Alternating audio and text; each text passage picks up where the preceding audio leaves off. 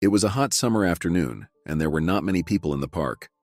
The city dwellers preferred to relax by the water, but many of them were at work during the day. The young guy Paul was also working hard. He was sweeping the paths, trimming bushes, and removing trash. A young girl in an expensive outfit was walking slowly down the alley. She was pretty but sad. She limped a little on one leg and wiped her tears with a handkerchief. Two young men were sitting on a bench nearby. Seeing the crying girl, they shouted, "Look! What a beauty! Her legs are so long and sexy. The one is shorter than the other, but it doesn't matter. The main thing is that her skirt is short and her body is attractive. We can have some fun. Hey, sweetheart, come over here." The girl looked back frightened and walked faster, but the rude men quickly caught up and stopped her. One of them was filming everything while the other was mocking the girl. "Hey, where are you going? You can't escape your fate. Are you crying because you have no one to relax with? We'll help you." The girl panicked and tried to escape. "What do you want? Let me go help." But the guys only laughed and mocked their victim. "Stop screaming, we're trying to make a cool video." Paul couldn't stand it anymore, so he threw the broom away and shouted to the rascals, "Why are you bothering the girl? Don't you have anything better to do? Get away from her, or you'll regret it." The guys immediately turned their attention to the janitor, and one of them shouted, "Hey, sweetie, look what a defender you've got. I guess he just climbed out of a dumpster. Dude, get out of here." They didn't even think about letting the girl go. Instead, they continued to mock her, tried to take off her skirt, and kept filming it all. Paul ran up, attacked them, and shouted to the girl, "Run!" A fight broke out, and the forces were clearly not equal. Fortunately, Paul was a good fighter. He beat up both villains and crushed their phones. But he was injured too. His lip was smashed, and there was a big bruise under his eye, but the bullies escaped. The girl had been hiding nearby all this time, and when the scoundrels ran away, she rushed to help her savior. She helped him up, pulled wet wipes from her purse, began to wipe the blood from his face, and said, "Thank you so much. You saved me. I was so scared. We need to treat your wounds." "Okay, I'm going to the pharmacy. Wait for me here." The guy felt embarrassed because he really liked this girl. "No need to go to the pharmacy. My wounds will heal quickly. By the way, my name is Paul. I work as a janitor in this park." The girl introduced herself as Olivia. She enjoyed talking to the guy. Paul wanted to make this girl like him. "I hate it when someone hurts such beautiful girls. Why were you so sad? Did someone hurt you? Just tell me, I'll sort it out." Olivia wanted to thank the guy, bought him a coffee, sighed, and began her story. "It's not that simple. My dad is a banker and my mom died a long time ago. My dad won't let me be friends with ordinary guys and girls. He says I deserve better. So he found me a suitable fiancée, Arthur. His dad is a prosecutor, so Arthur is very brazen. He knows that he can do whatever he wants and will not be punished even for the most horrible deeds. We were dating. His parents and my dad were already waiting for us to get married. My dad doesn't understand me at all. I told him 100 times that I don't love Arthur, that he behaves disgustingly, that nothing will work out with him. All Arthur does is have fun and go to nightclubs. He can even flirt with other girls in front of me. When I complained to him and asked him not to act like that, he started humiliating me in front of everyone. Then he would give me flowers and act as if nothing had happened. Today, we were going to go on a barbecue, but I had some unexpected things to do at the university and was an hour late. When I got there, Arthur was already kissing my friend Julia. I couldn't stand it. We had a fight, and I left. That's why I cried. Do you have a girlfriend? Where do you live? Tell me about yourself. Paul felt embarrassed. He had nothing to be proud of, but he wouldn't lie to Olivia. I grew up in an orphanage. I don't remember my mom well. She died when I was 5 years old. That's why I grew up in an orphanage. I quickly realized that if you don't know how to stand up for yourself, people will always hurt you. I learned to fight, but stronger boys often offended me. It was useless to complain to the caregivers because everyone was absolutely indifferent to orphans. I suffered there for a long time, and when I turned 16, I couldn't stand it anymore and ran away. I lived on the street for a few months, but it turned out to be even worse. Then I went to my aunt out of desperation.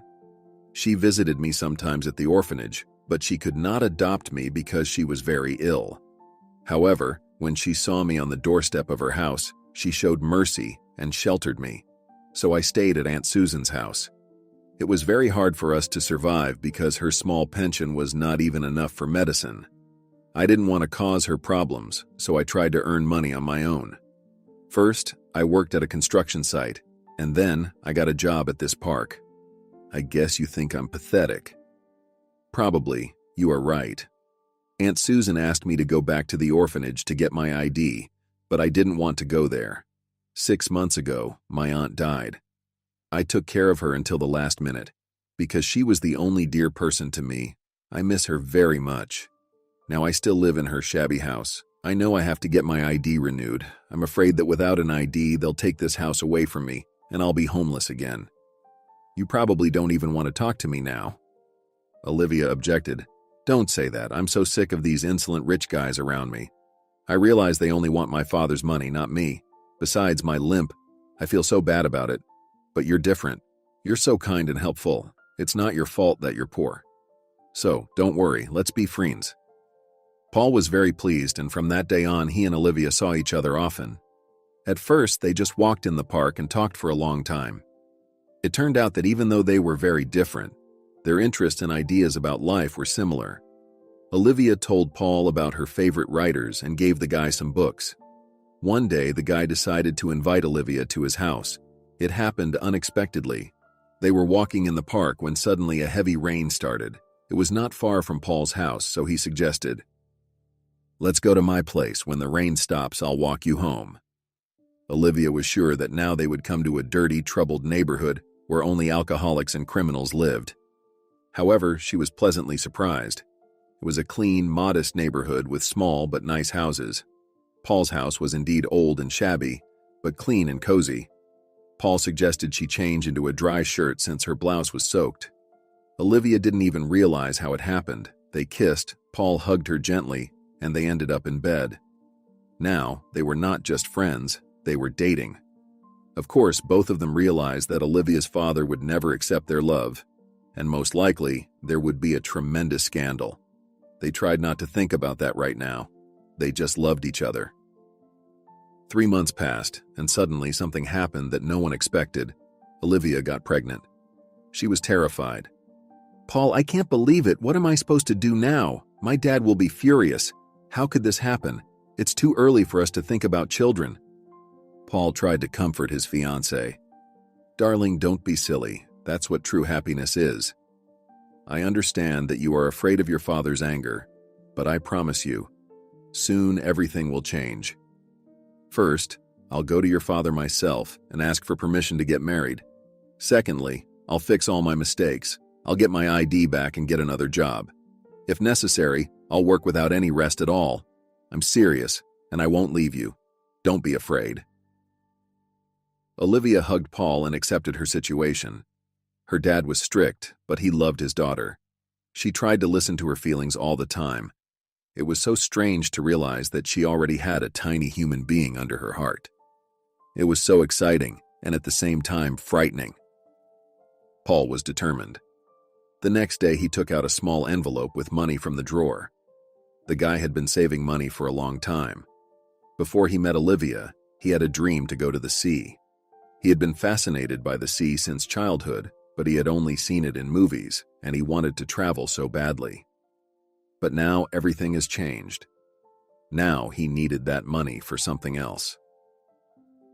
Paul went to a pawn shop and spent a long time choosing a wedding ring. He spent all his money, but it was so important for him. He wanted to not only give the ring to his fiancée, he decided to go to Olivia's father and ask for his approval. The guy put the ring in the box, got the receipt from the pawn shop, changed his clothes, and went to the bank where Olivia's father worked.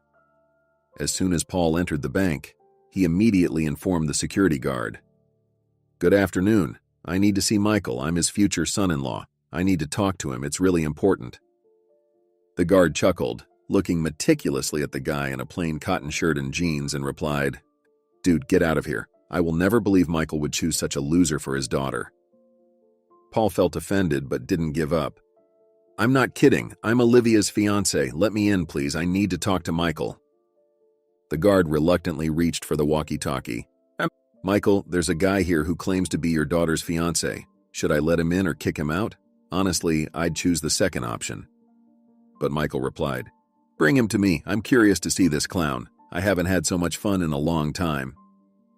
Paul was very frightened because now he would have to confess his feelings for Olivia, and more importantly, that she was already pregnant. The banker looked at the visitor condescendingly. He was an ordinary guy, poor but tidy. He started the conversation first. "How do you know my daughter?" Paul frantically pulled out a box with a ring, opened it, and said solemnly, "My name is Paul. I love your daughter, we are dating, and I am asking your permission for us to get married. Also, Olivia is pregnant, and you are about to become a grandfather." Michael shouted, "What the hell are you talking about, you bastard? Do you think I'm going to believe that she decided to tie her life to a loser like you? You're lying. I don't believe you. You probably stole that ring somewhere, didn't you?" Paul got even more upset and shouted, "Why is money the most important thing in life for all of you? Olivia and I love each other, for real. I bought this ring at a pawn shop an hour ago. Here, take a look. There's even a receipt." The banker took the box in his hands and suddenly froze. He took the ring and whispered, "My God, it's impossible. It's the same ring. It's been so many years." And then the banker said in a hoarse voice, "Give me the address of that pawn shop, and let's talk about the wedding later. I don't have time for that now. Just leave the ring. I really need to solve a mystery connected with it." Paul rejoiced, for he considered it a good sign. If his future father-in-law had taken the ring, it meant that the situation could still be saved. Michael thoughtfully looked at the ring, and his whole life flashed before his eyes. It so happened that Michael married a girl he didn't love. His parents chose for him a fiancée from a wealthy family, Tiffany. She was attractive and well-educated. The man liked her, but nothing more. Tiffany turned out to be an excellent housewife. The house was always cozy and clean. But Michael didn't appreciate what he had. He often yelled at his wife and demanded that she quit her favorite job in the big company and devote all her time only to him. They quarreled all the time. Soon Tiffany got pregnant and Michael was waiting for a boy. He was obsessed with it. But when Tiffany gave birth to a daughter, moreover, a daughter with a lame leg, instead of supporting Tiffany, he began to blame her for everything. "You are a defective woman, Tiffany. You even failed to give birth to a healthy baby. I wanted a son so badly." Tiffany cried and felt resentful, and they distanced themselves from each other even more. Over time, Michael realized he still loved his daughter, even though she was lame. He began to treat her, but still remained very strict both to his wife and to his daughter. Therefore, Olivia always trusted her mom more because Tiffany never scolded her and never tried to make decisions for her daughter. She just loved her and wanted her daughter to be happy. It also made Michael angry. He wanted Olivia to be like him. On that ill-fated day, Tiffany drove somewhere in her car. There were no signs of trouble. The woman was a good driver. Michael arrived home late at night and was shocked to see that his daughter was still with the babysitter and his wife was not home. This had never happened before. The man started calling all the hospitals in the city. He was nervous. He didn't understand what could have happened to his wife. The next day, he got a call from the police. They asked him to come to the morgue to identify the body. Until the last minute, he couldn't believe that Tiffany had died. Moreover, in such a horrible way. She was burned alive. There had been a car accident, and her car had burned down. Michael looked in horror at his wife's body, or rather, at what was left of it. Only now did he realize that he really loved his wife dearly. He just didn't want to admit it. Michael became depressed. He constantly thought about how cruel he was to his beloved woman. So, at the age of 30, Michael became a widower, and his daughter lost her mom. Raising Olivia was now his sole responsibility. This process was not easy for him, because he was constantly at work, and Olivia had to spend all the time with a nanny. The girl lived in luxury. She had the best tutors and attended the best private school. Michael bought her the most expensive clothes and gave her enough money, and he believed it was enough to make her happy. He didn't even notice that Olivia didn't need any of this, that she was tired of living like this. With each passing year, Olivia distanced herself more and more from her own father. After all, He never even tried to understand her, he only did what he thought was right. Since childhood, Olivia cooked very well. She had dreamed of becoming a professional chef, but Michael had different plans. He forced her to go to the University of Law. That's when they had their first big fight. Olivia shouted, "Dad, I can't take it anymore. Why won't you understand me? I never wanted to be a lawyer. It's your dream, not mine. If Mom were alive, she'd support me. I'll run away from home if you don't change your mind." Michael locked his daughter in her room and shouted, "You're the one who doesn't understand anything, silly girl. I wish you nothing but the best. Being a lawyer is a very promising profession. I paid a lot of money to get you into this university. A degree in cooking won't give you anything. You'll be working at a cheap cafeteria for the rest of your life. Besides, you have nowhere to go. You're nothing without my money." Eventually, she gave up and obeyed her father's will. She had almost finished her studies at the university, but she wasn't happy about it. Olivia and Michael became strangers. She didn't even tell him about her relationship with Paul and her pregnancy. The ring Paul brought to Michael was Tiffany's engagement ring. It was custom made. Michael himself came up with the design. Who brought it to the pawn shop? How did strangers even get it? Michael suddenly realized that the day his wife died, there was no ring on her finger. He really needed to find out how his late wife's ring had ended up in the pawn shop. It was the only thing that could help him solve the mystery of Tiffany's death. Michael immediately drove to the pawn shop. "Hello. Today a young guy bought this ring at your pawn shop. Can you tell me where did you get this ring? The thing is, it's my ring. It disappeared years ago. I really need to find the person who brought it to you." At first, the pawn shop worker didn't want to say anything. "Do you really think I still remember it? I have hundreds of people coming in here every day." Michael pounded his fist on the table. "Don't lie. Any customer can return the jewelry within a certain time limit, which means you have their phone number. Tell me who brought you this ring." The pawn shop worker got scared and started searching for information on the computer. "This engagement ring was brought to me by Peter. Write down his phone number. He didn't show up for the ring in time, so I sold it." Peter is a young boy, about 16 years old. He said he needed money fast. "I hope you have no more questions for me. Goodbye then." Michael began frantically dialing the phone number. When the boy answered the phone, the man didn't even know what to say. "Good afternoon, Peter.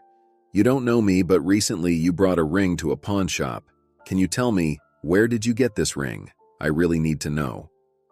The boy instantly dropped the call. Michael tried calling him many more times, but no one answered. It made the man even more angry. Why did this guy react like that to his question? Maybe he stole it somewhere, or was he afraid of something? The banker told his security guards to find this guy. It turned out that the boy lives in the same town where Tiffany went on the day she died. Michael traveled there the next day, even though it was a long journey.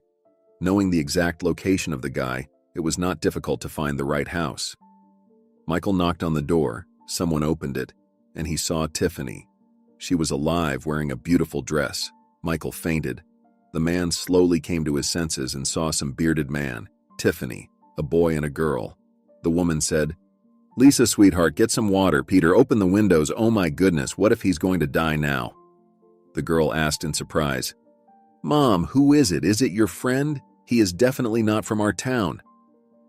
But Tiffany only said, "I'll explain everything later. Come on, Michael, wake up, say something." The banker whispered, "Are you alive? But how is that possible? You died in that accident. I go to your grave every year. You've been alive all this time and you didn't come home? Why? What about our daughter? Who are all these people? Is this some kind of a nightmare? I don't understand anything at all." The woman sighed. "No, Michael, this is not a nightmare. I live here and these people are my family. My husband Chris, my daughter Lisa, and my son Peter." Michael was shocked. "What about me and Olivia? We are your family and I can't believe it." The woman replied, "Let's go to my room. We have a lot to talk about. I'll tell you everything. Maybe you'll understand me." That day, I was driving to a business meeting. Suddenly, I saw two young girls on the side of the road. One of them was clutching her stomach. I pulled over to see if they needed help. The girl begged me to drive them to the hospital. I didn't even think of anything bad. On the contrary, I sincerely wanted to help this poor girl. The shortest way to the hospital was through the woods. Suddenly, one of the girls started screaming. She felt very sick and asked me to stop the car. I braked sharply. At that very moment, they hit me on the head. I don't remember the rest of it very well. I regained consciousness for a while and I only managed to hide my ring. It was so precious to me. You know how much I loved you. I remember them taking off my jewelry, my bracelet, my earrings, and my expensive fur coat. Then they hit me again and threw me into a ditch. I don't know for how long I was in that ditch. Most likely I would have died if the forester hadn't found me. I came to my senses in his house 3 days later. Chris treated me, fed me, he even brought the doctors here. I had a skull injury, memory loss, and pneumonia.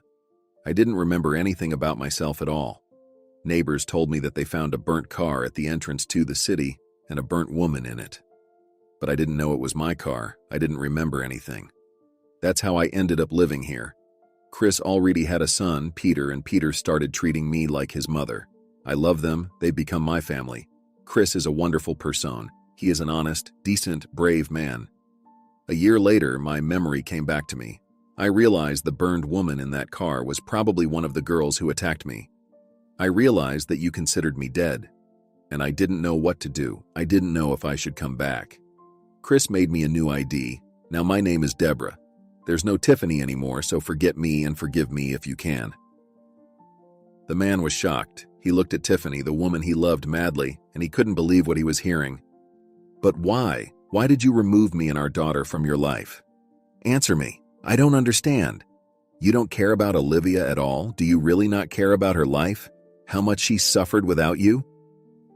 Tiffany looked down at the floor. She felt ashamed. She said quietly, Michael, I beg you, don't say that. I think of her every day. She's my child, and I love her as much as before. But you and I weren't happy. We fought all the time. You never even loved me. We weren't a real family. We were strangers. But things are different with Chris. You may not believe me, but in all these years, we've never had a single fight. There's an inner harmony between us, you know? I'm very happy here. I'm not going back. Don't even ask me to. My family's here. I know I'm guilty. I realize it's been hard for Olivia without me, but I was sure you could handle raising her on your own. Michael replied, It's your decision. But I don't understand why the ring ended up in the pawn shop. Why did your stepson bring it there? Tiffany got very sad and began to tell her story. Chris and I have a daughter. Her name is Lisa, but she is very ill. She has cancer and needs surgery, but it's very expensive. We have been waiting for free surgery for a year, but we can't wait any longer. The girl is already very weak. She can't even go to school. So I decided to sell the ring out of desperation. I asked Peter to take the ring to a pawn shop, but they tricked him and gave him a very small amount of money for such an expensive ring. Now we are saving money on everything. Peter even got a job to help his sister. I'm afraid I won't be able to help her in time. Tiffany cried quietly, covering her face with her hands. Michael almost cried too. His jealousy, anger, and resentment were gone. He realized that Tiffany was right. It was his own fault. He was cruel. He constantly blamed her for everything, and that was the only reason she had decided not to return to them. But in spite of everything, he wanted to help her. Michael asked quietly, How much does this surgery cost? I want to help. I've worked hard all my life, but I've never done a single good deed in my entire life. Tiffany couldn't believe it. She cried again. Are you really going to help? Even though I didn't come back to you and fell in love with another man? Thank you so much. I will be eternally grateful to you. And forgive me for everything if you can. Michael was sitting with his head down. It was as if he was mentally saying goodbye to his beloved woman. Then he said, I'm not going to say anything to our daughter. I don't want her to worry. We can't change anything now. So be happy, Tiffany. Let's remain friends. I'll help Lisa. Send me the payment details and the amount. I'll pay for it. By the way, do you know what Olivia did? She started dating some poor guy. Recently, he came to me and asked for my permission to marry her. Moreover, she is pregnant. I'm so mad. When I get home, I'm going to punish her. I found a suitable fiancé for her, but she says she doesn't love him. She's never listened to me in anything since she was a child."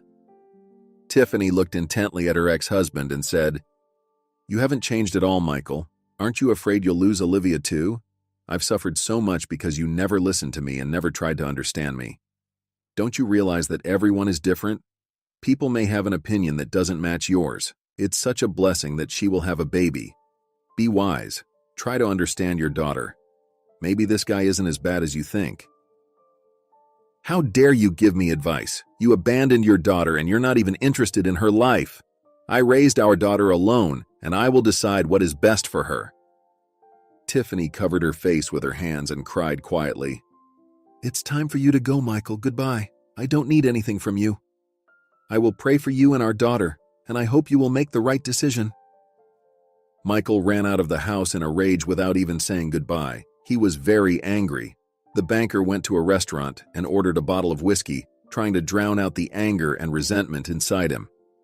It seemed to him that his dearest people had betrayed him.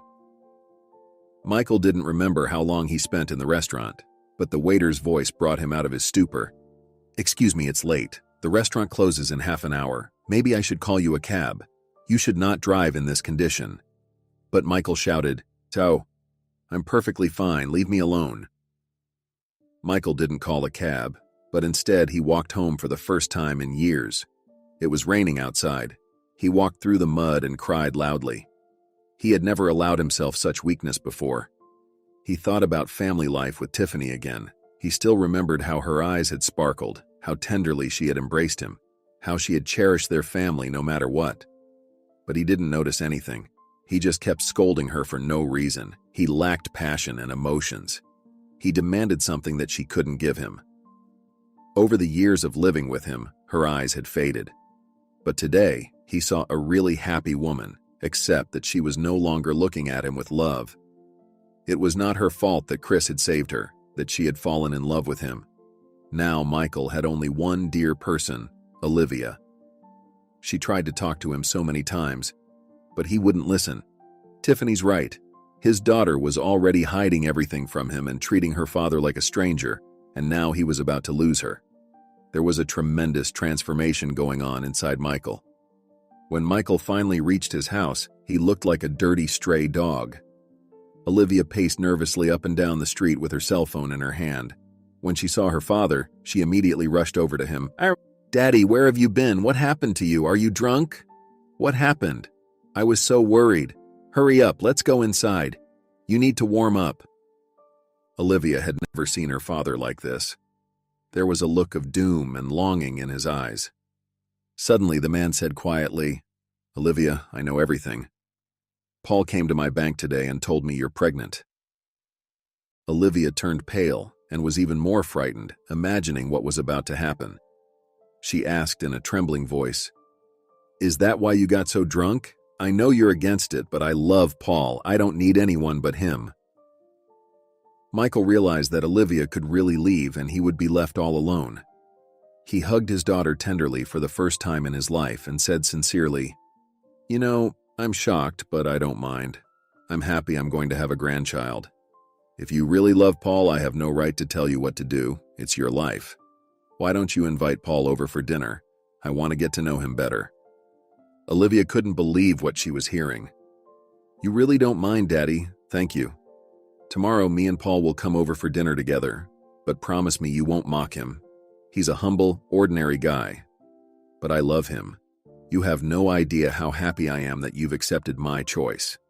Michael stroked Olivia's head, just like when she was a child, and said, "Everything is going to be different now, sunshine. I promise." The next morning, Michael woke up with a severe headache. The man saw a glass of water and a headache pill on the nightstand. Olivia had taken care of it.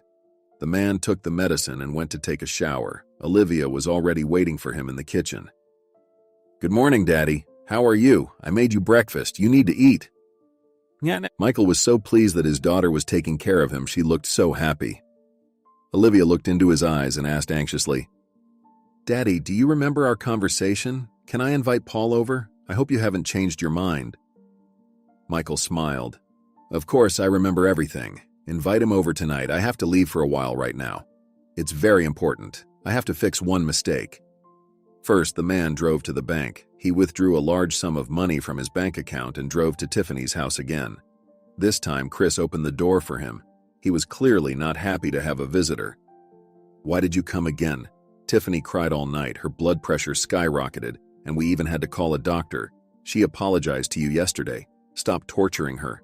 Do you have any idea how hard it was for her to make that decision?" "I love Tiffany. I cherish my family, and I won't let anyone ruin it. Please go away." Michael understood why Chris was angry. Yesterday, he had said a lot of unnecessary things to the woman. The banker took money out of his bag, handed it to Chris, and said, "This is for Lisa, take it. Also, tell Tiffany I forgive her. Here's my business card. If you need help, call me anytime." Chris didn't want to accept help from his wife's ex-husband, but their situation was desperate, and this money could save his daughter's life. He took the money and shook Michael's hand sincerely. "Thank you, Michael. You are saving us. I will be eternally grateful to you." Michael left with a sense of relief. It was so pleasant to do good deeds. He sincerely wanted Lisa to get well. Olivia had been fussing all day. She cooked a delicious dinner and cleaned the whole house. Paul arrived at 7 o'clock in the evening. He was also very nervous. He bought a beautiful bouquet of flowers for his beloved and a bottle of champagne. Paul was afraid that he would not be able to keep up small talk and Michael would mock him. But to his surprise, Olivia's father politely greeted him, shook his hand, and invited him to the table. Paul opened the champagne, and Michael said, "Nice to meet you, Paul. Don't worry, I haven't lost your ring. If my daughter has chosen you, I will accept you as a family member, and I will be happy to have a grandchild. Make my daughter happy, and I'll help you.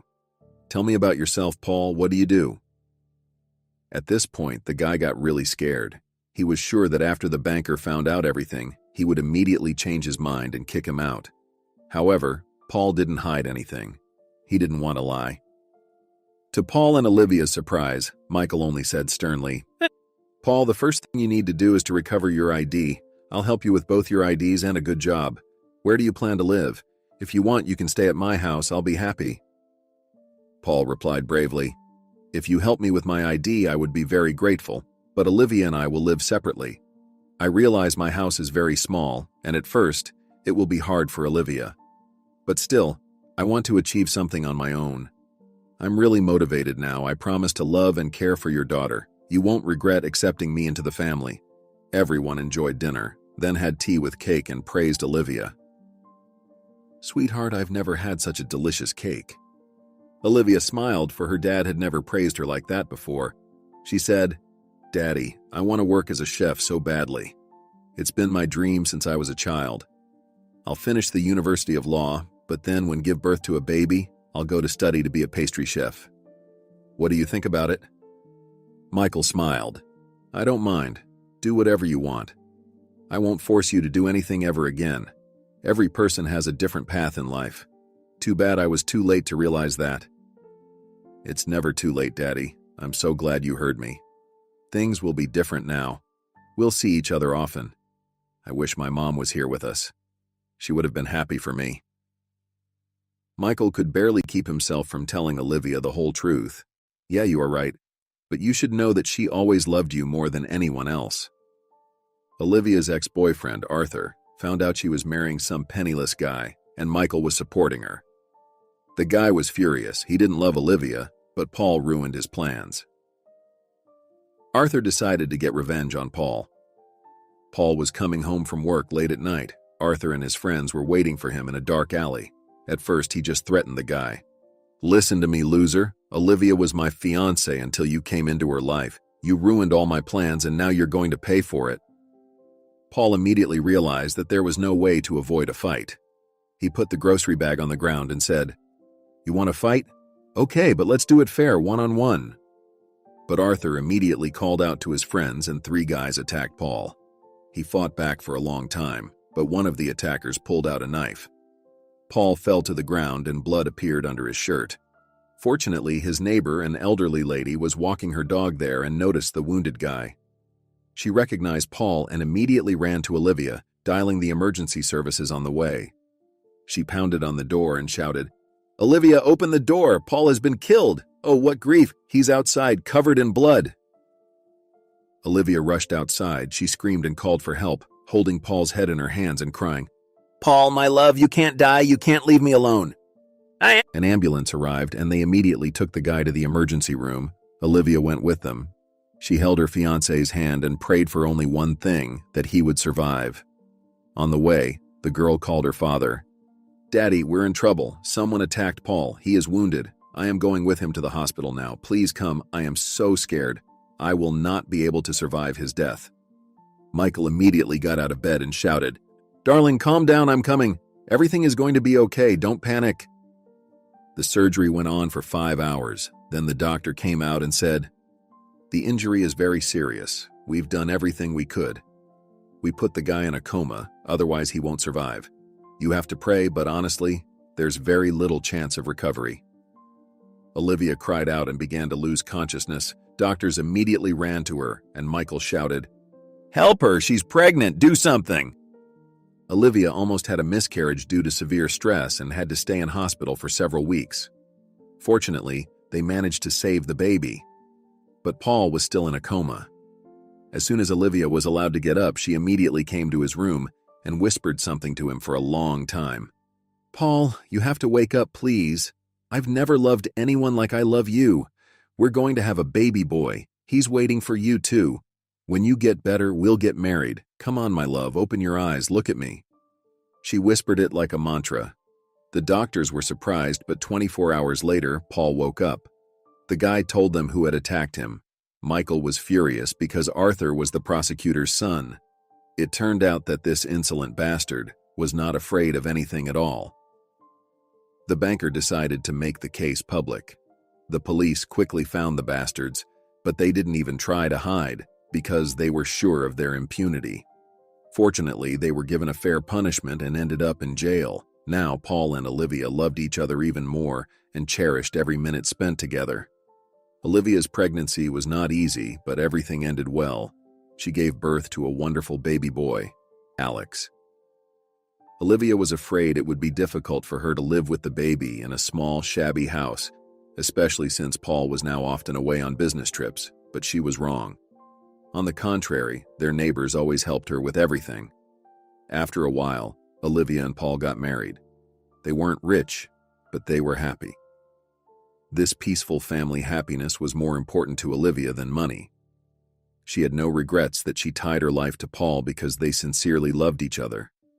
Soon, Paul earned enough money and they bought a nice, spacious house. They visited Michael every weekend, and he enjoyed spending time with his grandson. It turned out that love for a grandson was something special, something tender and kind. Lisa underwent a successful surgery and was gradually recovering. Tiffany didn't leave her daughter for a minute and called Michael right from the hospital. She was crying and whispering, "Thank you, Michael. My daughter survived. You are a wonderful person and a real man. I am so grateful to you." "How is Olivia doing? Has she already given birth to the baby?" The man replied, "Yes, you have become a grandmother. Congratulations. Now you have a grandson, Alex. He's so cute. I'll send you a picture of him." "Thank you, Tiffany. Our meeting changed me, changed my life. I've realized a lot of things. You're right, once I stopped controlling Olivia, she started to trust me. We are best friends now. We call each other every day. On weekends, she and Paul come to visit me. Paul is a nice guy. He works so hard for his family.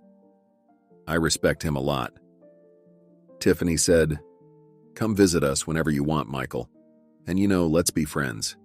Many years have passed, and there are no hard feelings between us anymore. Michael, I really want to apologize to Olivia, but I don't know how she'll react. How do you think? Should I do it?" Michael replied, "Let Alex grow up a little bit first. I don't even know what to say, Tiffany. But I don't think it's worth bringing it all up again. Olivia's already a mom, she's happy, and her husband loves her madly, so let's not change anything."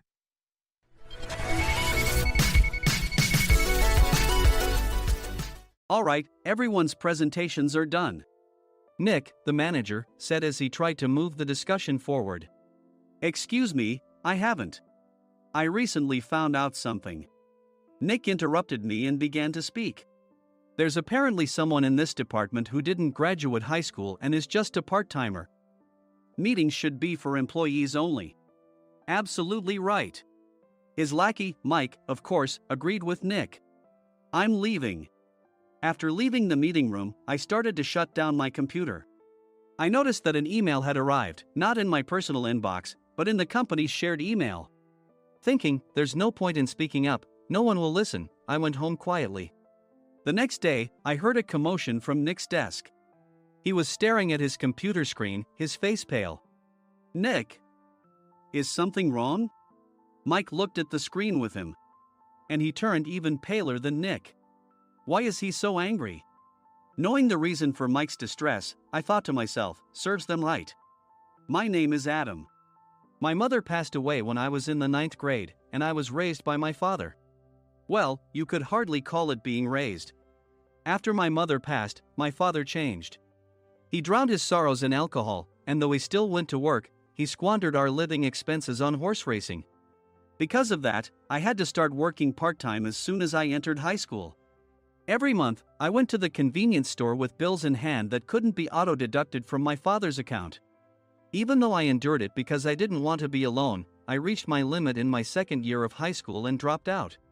I found a live-in job at a distant inn. Thank you for everything. The day I left home, my father, still staring at the TV, spoke. Take care. That was our last conversation.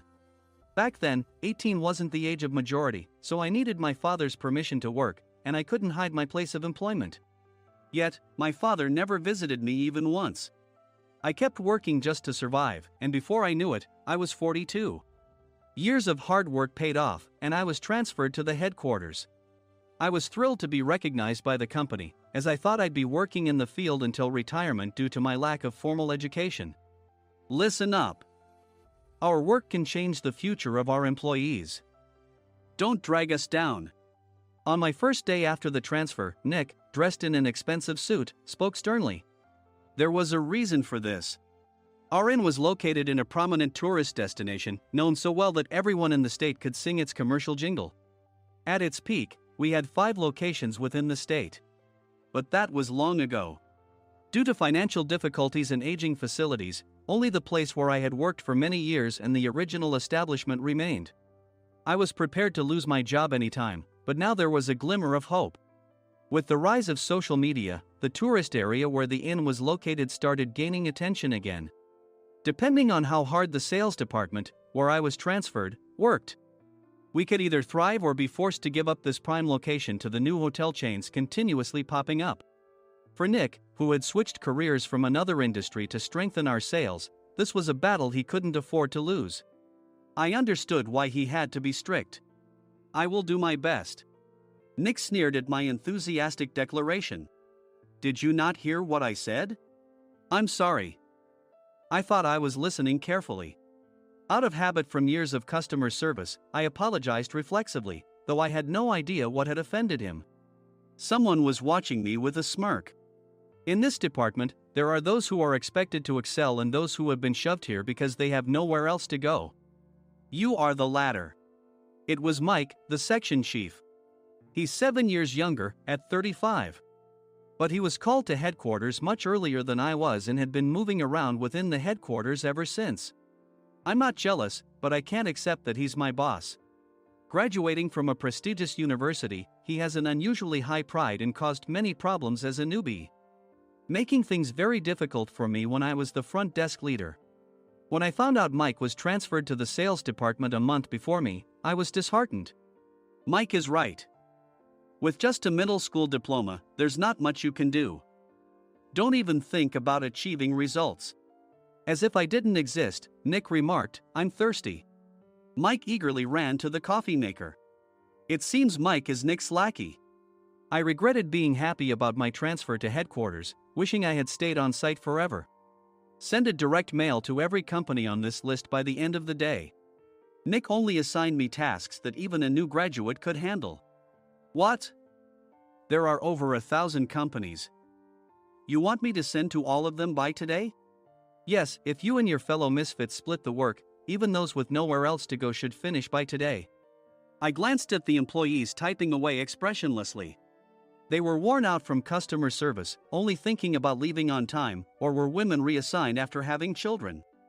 With zero motivation for work. Even Sam, a new graduate from the same university as Mike, who was supposed to be among the expected achievers, had no enthusiasm for the job.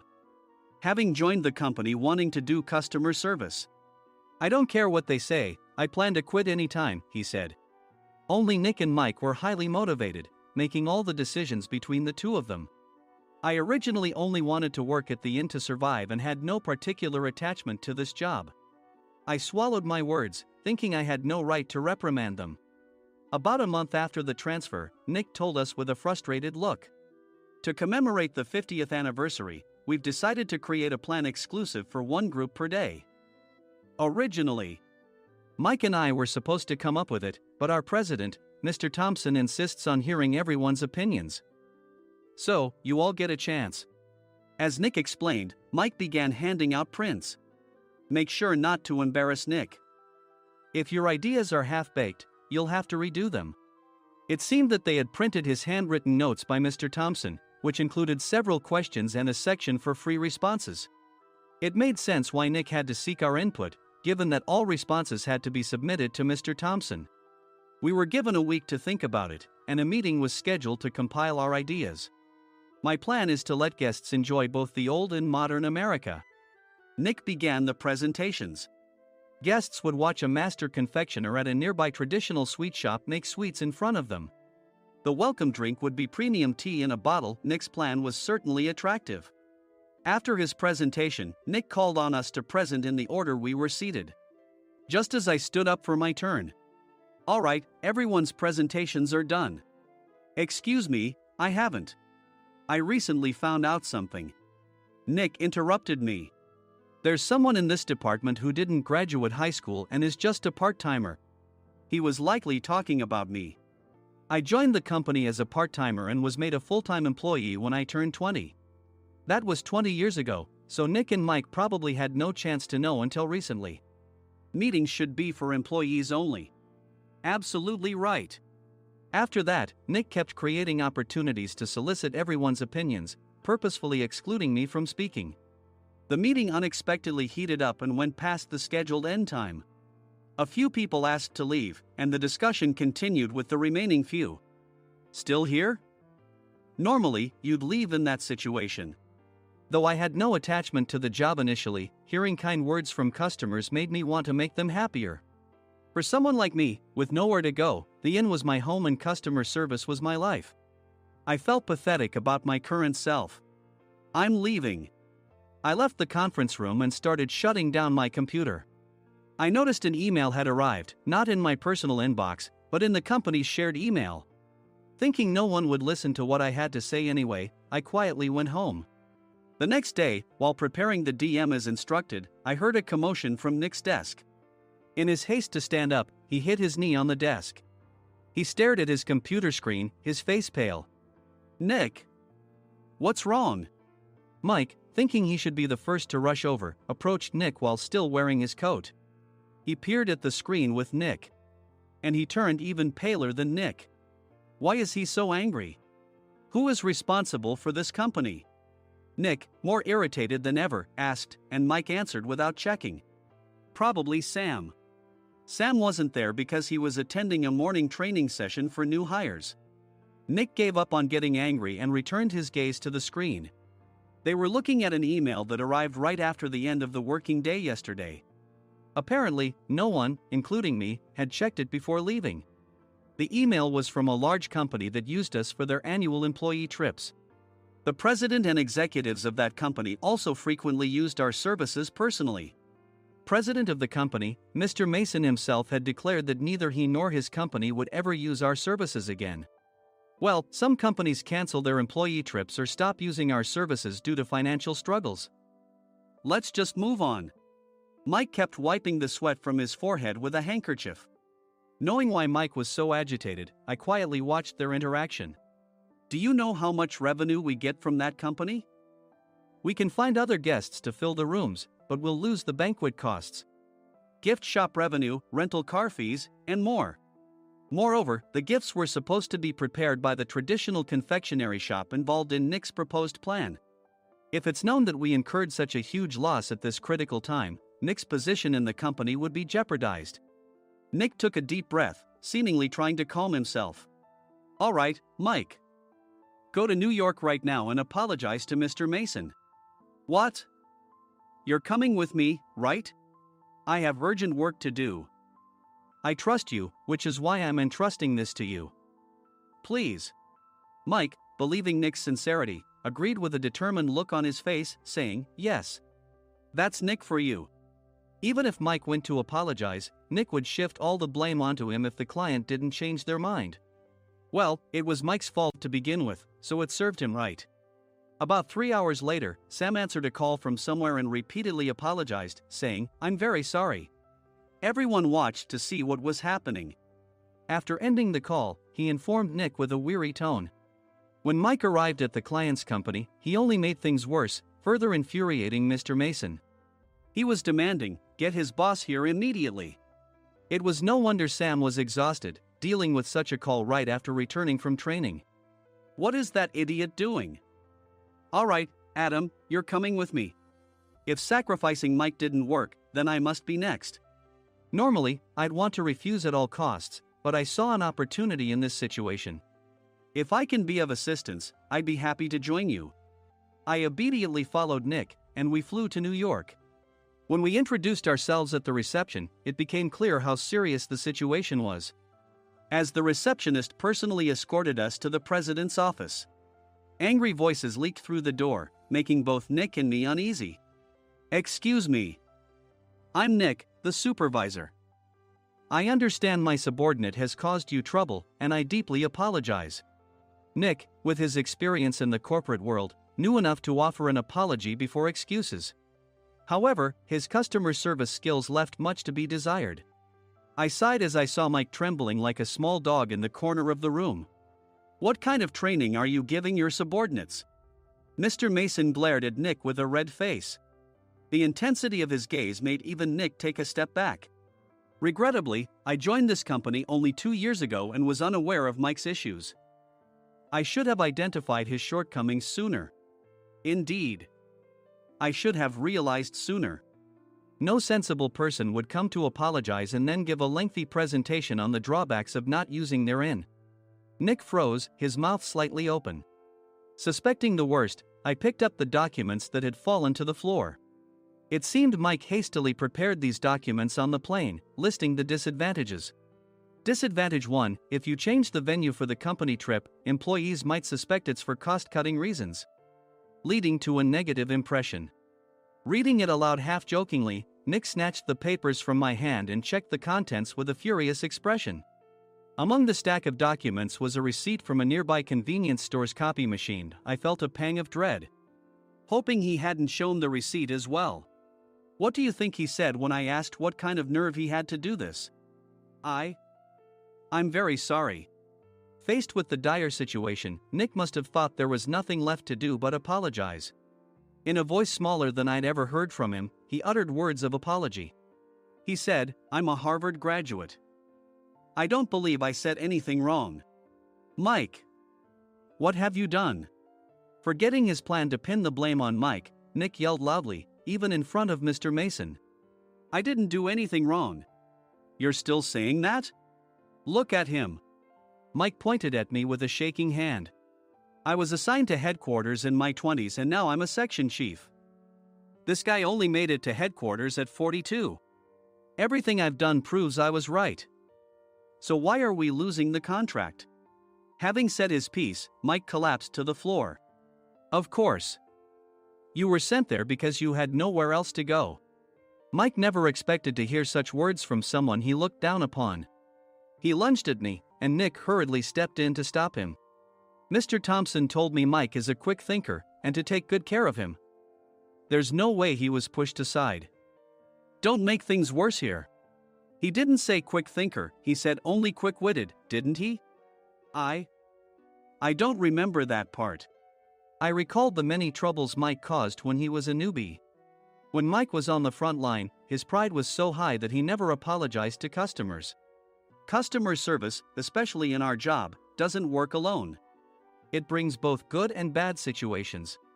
If the front staff or housekeepers made mistakes, or the cleaning company didn't properly clean a room, one had to apologize to the customers regardless of personal fault. Mike, in such situations, would never apologize, insisting he wasn't at fault. This often angered customers, and as the front desk leader, I frequently had to apologize on his behalf. He caused complaints and disrupted operations, which is why he was quickly moved to headquarters. In departments where he didn't interact directly with customers, his quick thinking was beneficial and things went well. But it seemed his flaws were starting to show. Corporate reservations are supposed to be entered into the system by the sales representative. But a quick check yesterday revealed that more than 10 items were missing from the client's reservation. The handover document clearly stated what needed to be prepared. Why didn't you enter it into the system? Why do we have to give them special treatment? Filling rooms near the banquet hall, setting up all the food in advance. Specifying the brand of wine, they're too demanding. No wonder he always angered customers, I thought, feeling a headache coming on. Grouping them in rooms near the banquet hall is for our benefit too. It makes it easier for the staff to set up beds and serve breakfast since everyone's schedule is synchronized. As for the other requests, Mr. Mason suggested them to lighten our load. I didn't know that. Nick finally seemed to realize that Mike was the one who had angered the client. What did you say to them? I just told them we wouldn't give them special treatment anymore. We shouldn't waste effort on things that don't bring in money. I was utterly exasperated at his lack of understanding of customer service. Of course, we shouldn't comply with unreasonable demands. But carrying over successful practices from past stays makes customers feel remembered and enhances their experience. Good memories encourage repeat visits. That's part of our job. I looked down at Mike, who was sitting on the floor. In our job, nothing is a waste. Mr. Thompson likely moved you to the sales department, hoping you'd finally understand this. How do you think he feels now that you've failed to meet his expectations? Mike, tears in his eyes, fled the president's office. I was amazed he still hadn't apologized. You have it tough, Adam. It's okay, we're all employees of the same company. I deeply apologize for this disrespectful incident. Especially after all the care you've shown us. If it weren't for you, Adam, I really would have stopped staying here. When I heard you were moving to the sales department, I was willing to reconsider if you handled it. Seeing us talk so amicably, Nick's face contorted. Do you two know each other? Adam's service is excellent. I always requested him specifically. Normally, we don't accept specific staff requests, but we made an exception for Mr. Mason, adjusting my shifts accordingly. He had personally stayed at our hotel just before my transfer, and during casual conversation, I mentioned, I'm moving to the sales department soon. If I hadn't told him then, things could have been much worse. Please continue to take care of us. I look forward to it. On the return flight, Nick awkwardly offered me a can of beer. It's still working hours. Of course, I had no intention of forgiving him for a single beer. Nick might try to pin everything on Mike and avoid any consequences. While pondering this, a startling fact came to light. Nick, the tea bottles for the plan have arrived. I handed Nick a bottle labeled with our inn's name. They look good. What are you talking about? These are plastic bottles. I had assumed we would use the trendy, high-end bottling tea. But what arrived were ordinary plastic bottles of tea with customized labels. The only unique aspect was the label, which had the inn's name, making it look customized. Upon further investigation, I discovered that a substantial amount of money was set to be paid to the tea company. It was priced like bottling tea. Does this plastic bottle really cost $100 each? The tea inside is specially blended for us. The extra cost is for that. Wouldn't it be better to use another tea company? Or is there a specific reason we must use this one? As Nick continued to make excuses, I showed him a printed email. I informed the tea company's president, Mr. Mitchell, that we discovered irregular payments and he confessed. He said you two were high school classmates and planned to split the extra money. That idiot. Why did he confess? That's not important. You should worry about yourself, this could turn into a police matter. Opening the bottle cap, I suggested. How about calming down with this tea? It supposedly has a relaxing effect. Nick drank the tea frantically. In the following days, decisions were made about their fates. Mike was reassigned to the General Affairs Department, with no chance of transfer or promotion, as per Mr. Thompson's orders. As for Nick, since the payment to the tea company hadn't yet been made, he narrowly avoided legal trouble. Instead, he was encouraged to leave the company, and to avoid further complications, Nick submitted his resignation. Rumor has it that connections between HR departments have made it difficult for him to find new employment. Even though it was good to have those two gone, something unexpected happened in the sales department. Everyone became motivated and united in refining the 50th anniversary plan. In the end, my plan was adopted. We collaborated with the Tourist Information Center to provide personalized guides. The plan, tailored to the number of guests, was truly special for the 50th anniversary. Hey, is Adam's family coming to stay? I immediately booked that special plan for my family. Sam noticed it on the reservation list and quickly picked up on it. Yes, I'm inviting my father. That's great. I might invite my parents too. I lacked the courage to face my father just as Adam. But here, with the confidence Mr. Mason praised, I felt ready. The 50th anniversary plan was a perfect opportunity to reconnect with my father. I hoped to bring back the days when we could laugh together as we once did.